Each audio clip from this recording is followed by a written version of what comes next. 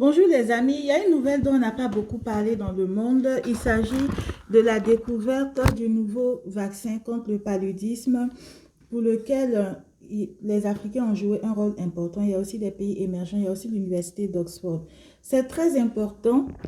C'est très important et c'est très intéressant de le souligner parce qu'il y a un professeur ivoiro-burkinabé qui s'appelle le professeur Alidou Tinto qui a joué un rôle important dans la recherche pour aboutir à la découverte de ce vaccin et c'est le fruit d'une coopération entre les pays africains qui sont concernés par cette problématique en premier parce que le paludisme tue en premier en Afrique les, euh, les enfants de moins de 5 ans, les femmes enceintes, surtout les femmes, elles sont vraiment exposées et aussi les pays émergents comme l'Inde, le Brésil, ils sont concernés par les mêmes problématiques. Vous voyez au Brésil par exemple, les mines d'or en Amazonie, les mines d'exploitation d'or, surtout les mines clandestines, souvent ils creusent des fosses et ils jettent les eaux usées dedans et c'est des nids de moustiques qui entraînent la prolifération du paludisme. C'est pour cela que j'ai souvent dit que le développement durable répond à une problématique interconnectée. On ne peut pas prendre les problèmes îlot par îlot séparément. Il faut vraiment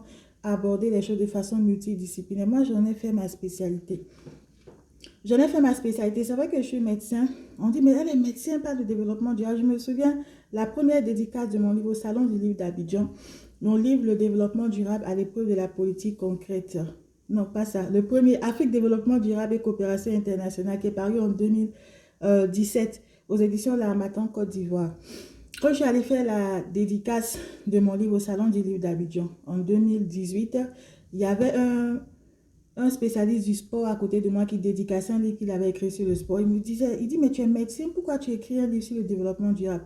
En ce moment, les gens n'avaient pas encore bien compris que le développement durable, ce n'est pas seulement l'environnement. Quand on parle de développement durable, on parle de femmes, on parle de gens. Moi, j'ai fait de ma spécialité l'interconnexion genre, environnement, santé publique. Et depuis 2014, je dirais 2015, début 2015, j'ai commencé à publier, fin 2014, j'ai commencé à publier sur le site du président de l'Assemblée nationale de Côte d'Ivoire sur ces questions de santé, environnement, genre de façon interconnectée.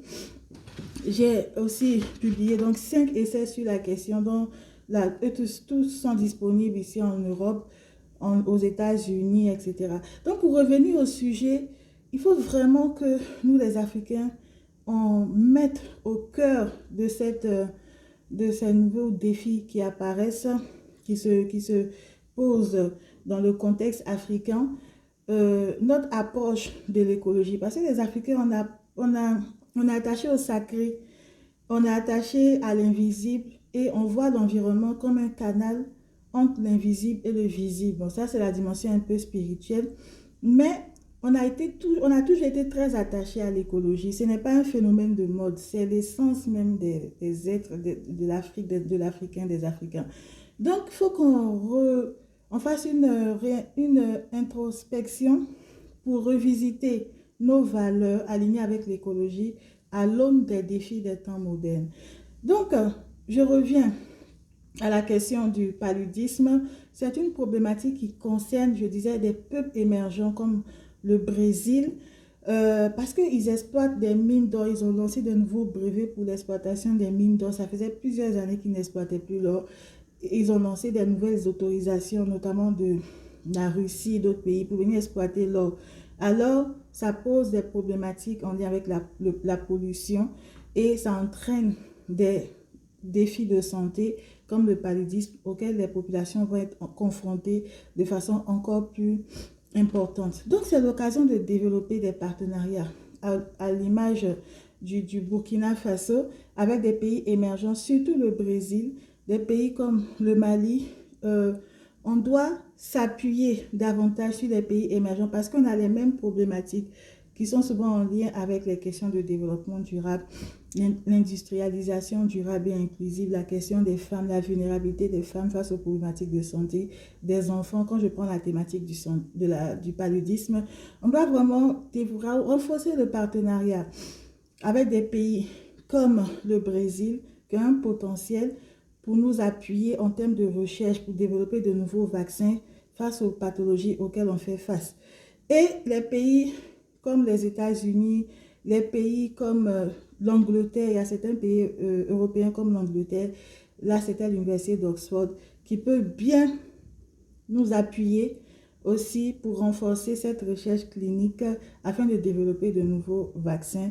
Quand je parlais hier du fait d'isoler des principes actifs semi-synthétiques issus de la plante artémisinine. L'artéméter, c'est un principe semi-synthétique qui est issu de l'artémisinine. Ils ont fait des recherches. Je dis en Afrique, on a un potentiel pour mener ces recherches. Voilà la preuve avec ce professeur burkinabé qui a participé activement à la découverte de ce vaccin contre le paludisme grâce à la coopération avec des pays émergents, avec des pays comme l'Angleterre, l'Université d'Oxford, etc. Donc, on doit démultiplier ces expériences pour développer de nouveaux vaccins afin de répondre à nos problématiques parce que la plupart des malades dans le monde sont en Afrique. Donc, il est temps qu'on développe la recherche afin de proposer aux populations africaines des solutions thérapeutiques qui répondent à leurs besoins, aux défis qui se posent à nous. Donc, je reviens au site Mali Daba. Je vous avais dit que j'allais donner gratuitement des outils de crowdfunding, de réseautage et de marketing digital pour les jeunes entrepreneurs. Je commençais par le Mali, après j'étais allée étendre à d'autres pays africains. Il y a aussi le Burkina, le Niger que je n'ai pas cité hier, et aux entrepreneurs qui sont en France ici, parce que moi-même je vis en France ici, donc je vais aider là-bas, je vais aider ici, et aussi eux aussi peuvent nous aider, les associations ici ou là-bas. Donc je disais que j'allais offrir, nous allons lancer des partenariats avec des associations pour que ces outils soient gratuits et que les petits commerçants, les commerçants du secteur informel qui sont au Mali, comme on commence par le Mali, qui veulent par exemple améliorer le conditionnement, c'est aussi une opportunité, c'est un marché pour découvrir de nouveaux partenaires, voilà, de nouveaux conservateurs pour ceux qui sont dans l'agroalimentaire par exemple, dans les plantes médicinales, etc., etc. Et même d'autres acteurs qui vont les aider à mieux produire, à distribuer, etc. Mais il y a aussi un service qui sera offert sur ce site, mais qui sera payant. C'est-à-dire, je vais faire du conseil. Comment est-ce qu'on peut se mettre ensemble pour développer l'entrepreneuriat communautaire, qui a un grand potentiel en Afrique, parce que déjà l'agriculture en Afrique est basée sur quoi? C'est les petites exploitations familiales, c'est déjà de l'entrepreneuriat communautaire, même si c'est le chef de famille qui gère tout et qui redistribue à chaque membre de la famille selon sa propre volonté, mais c'est de l'entrepreneuriat communautaire. Alors comment mieux faire s'aligner avec l'actualité, avec les exigences du développement durable? Je vais faire du conseil sur cette question, ça sera sur le site Mali Daba, je remets le lien. Merci, bonne journée.